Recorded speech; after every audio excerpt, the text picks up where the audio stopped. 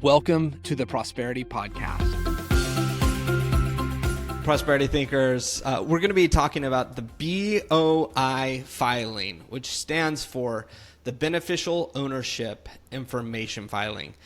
If this doesn't make you want to either, one, start a fight with someone in Congress or go to sleep, I don't know, because this is not interesting, but it's actually really pertinent to our lives and some of the freedoms we're losing. Kim, will you fill in the gaps, and then we're going to riff on this for a moment? Absolutely. I'll fill in the gaps the best I can, because I'll admit when it came out, I took one look at that, handed over to my bookkeeper and said, just make sure we do this by the deadline, which of course was like a year later. This is the best example of government overreach that I can think of, although I've got plenty.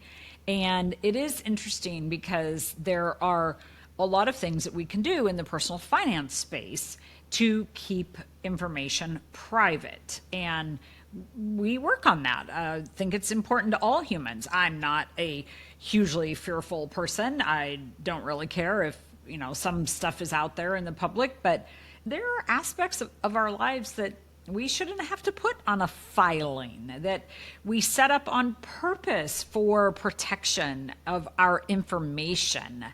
And so for them to, whoever the powers that be are, and it will be interesting to see if it changes. I guess the ball's already rolling, but doesn't mean it's got to keep rolling.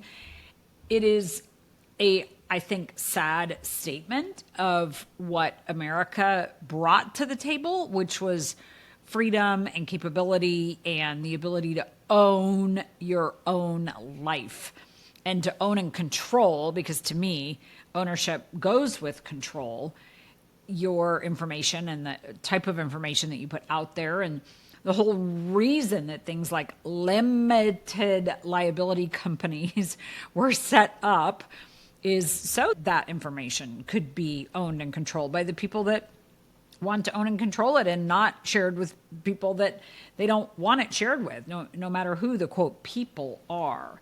So, I'm a rule-abiding citizen. We'll do what we're supposed to do. And I think it's a wake-up call. It's absolutely a wake-up call. To give context, for anyone that started a company this year, you had to file this within a short period of time.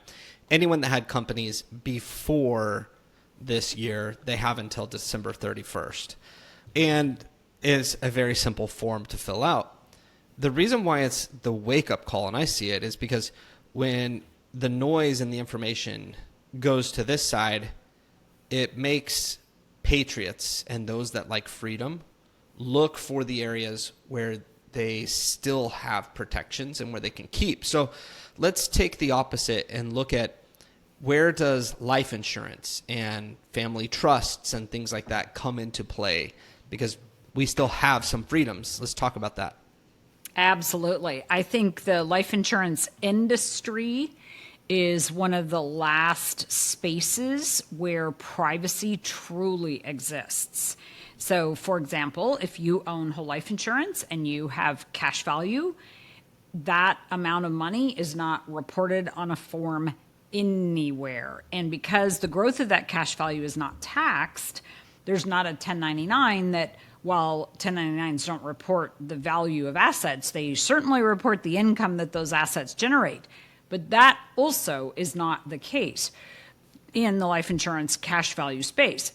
If your cash value is inside a mutual company. And this is something that there are just not a lot of people talking about these days.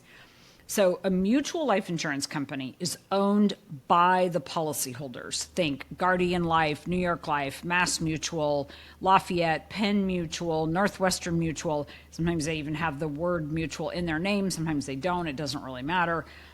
And those entities, as I stated, are owned by the policyholders. There are not public stockholders that own them. It cracks me up when I see somebody talking about, oh, you should buy stock in the life insurance industry. Well, yes, you could. And when you do, you are purchasing it in publicly held companies like Prudential, John Hancock, Transamerica, etc. Some of those companies used to be mutual. Some of them never were. Nevertheless, it's a very important dividing line.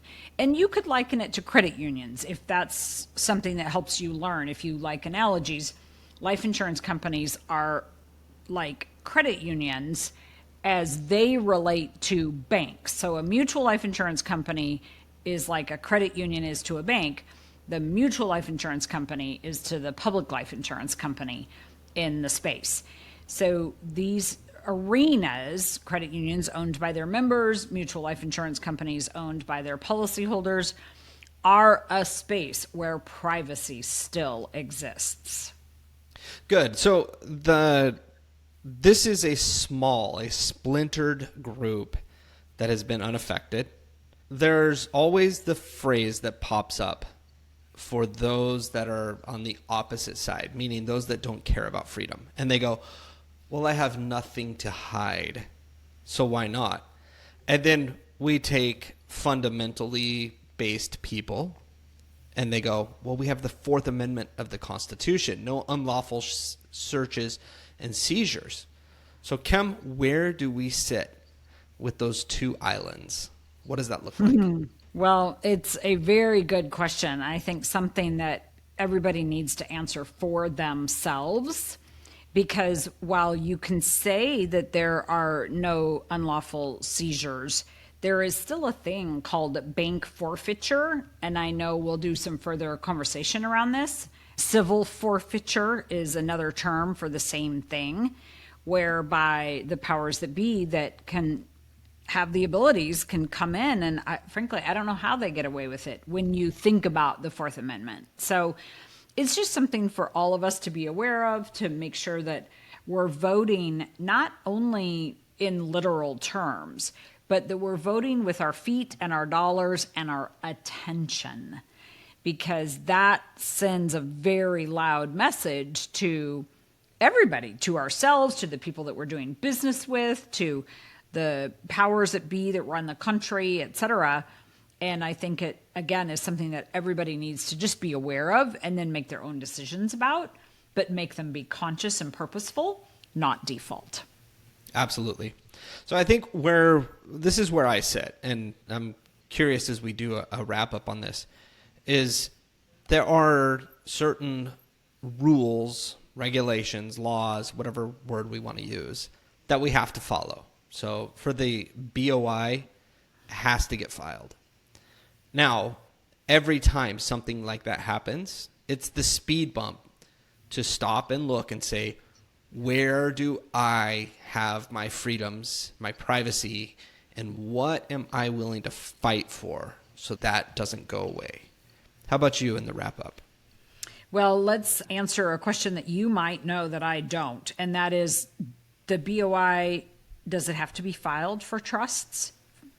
I don't know about that. I don't think that it does. And you mentioned that earlier, the trust space. So the trust and the life insurance space, which often go together, that will be an interesting question for us to do some research on and figure out. And again, it's just a wake-up call, a good thing for people to be aware of, even if you don't own a company, and for you to make your own decisions about, have good conversations with your children.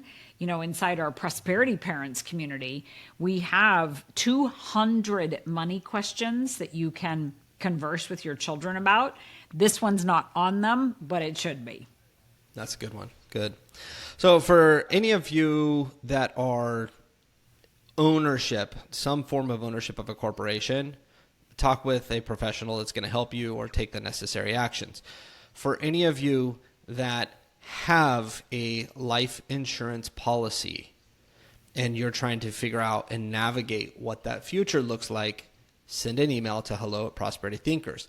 If you don't have that and you're wanting to find some of the last threads of freedom, you got to take action. So again, send an email to hello@prosperitythinkers.com and we can get those questions answered for you. So Kim, I appreciate it. It was a really helpful episode for all of us business owners and those aspiring to be so.